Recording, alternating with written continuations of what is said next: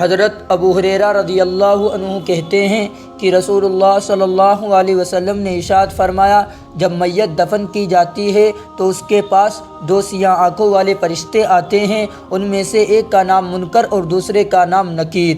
دونوں اس آدمی سے پوچھتے ہیں، محمد صلی اللہ علیہ وسلم کے بارے میں کیا کہتے ہو؟ وہ وہی کہے گا جو دنیا میں کہا کرتا تھا، یعنی محمد صلی اللہ علیہ وسلم اللہ کے بندے اور اس کے رسول ہیں۔ میں گواہی دیتا ہوں کہ اللہ تعالیٰ کے سوا کوئی معبود نہیں اور محمد صلی اللہ علیہ وسلم اس کے بندے اور اس کے رسول ہیں۔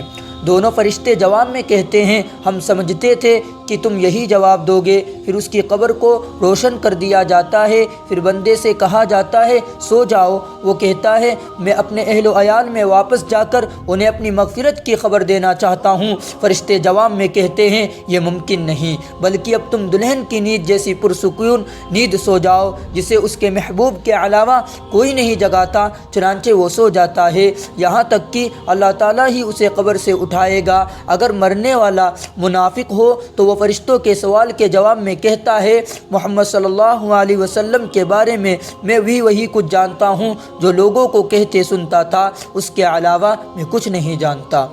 دونوں فرشتے کہتے ہیں ہمیں معلوم تھا تم یہی جواب دو گے۔ پھر زمین کو حکم دیا جاتا ہے کہ تنگ ہو جا، چنانچہ وہ تنگ ہو جاتی ہے اور اس کی پسلیاں ایک دوسرے میں گھس جاتی ہیں۔ منافق اپنی قبر میں قیامت تک اسی عذاب میں مبتلا رہتا ہے۔